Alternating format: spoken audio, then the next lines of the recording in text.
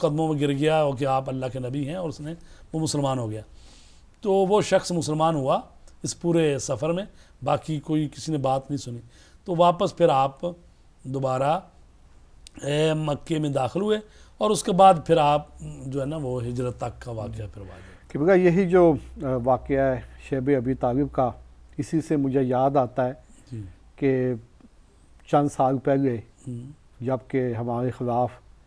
सिपाही यजीद की मुहिम जो है वो ज़ोरों पे थी, तो उस दौर में गुजरांवाले के नज़दीक एक गांव था, तो वहाँ पे भी कुछ मुकामी लोगों ने सोशल बाइकाट किया। तो मैं वहाँ गया दोस्तों से, वहाँ के मुकामी लोगों से मिलने के लिए। तो वहाँ के एक बुज़ुर्ग ने मुझे कहा कि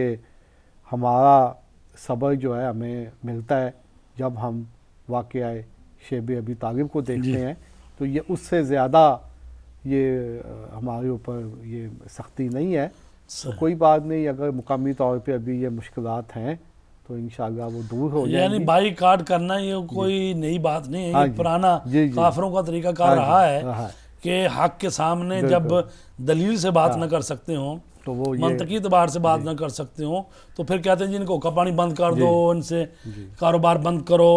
और खसूसन अभी भी होता है ये, जो गांव होते हैं ना, गांव देहात, तो जो ही मुहर्रम आता है ना, ज़ाहिर है बहुत सारे बेचारे शिया जो होते हैं वो गरीब लोग होते हैं, कोई ज़मींदारों के यहाँ कोई मजदूरी करता है, कोई उनके पट्ठे डालता है, कोई कुछ ना कुछ करते रहते हैं। तो जो ही वो मुहर्रम आता है तो उस वक्त ये बाइकाट और सिलसिले शुरू हो जाते हैं कि जी इनका बाइकाट करो। और ये चीज़ें इसीलिए बनाई जाती हैं कि जनाब इनका तबर्क न खाओ, ये डालते हैं, और इनके फलां मजलिस में जाओ, ये करते हैं। तो बहरहाल अब तो अल्हम्दुलिल्लाह दुनिया जो है आगे बढ़ गई है और इल्म ने तरक्की की है, और लोगों की अक्लें भी अब साथ दे रही हैं।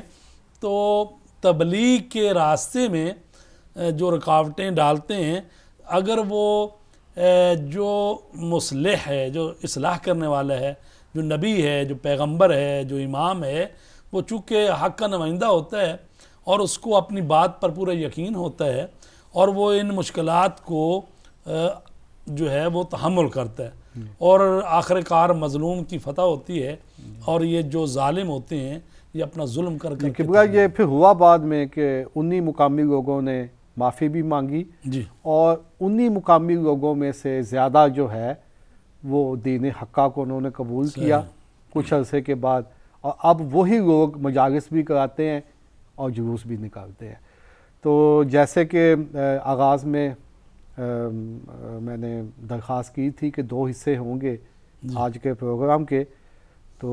मौजू तो ये ऐसा है कि 15-20 मिनट चलेगा ना, और ये जी नहीं, अभी हम कुछ देर में वक्फा लेंगे थोड़ा सा,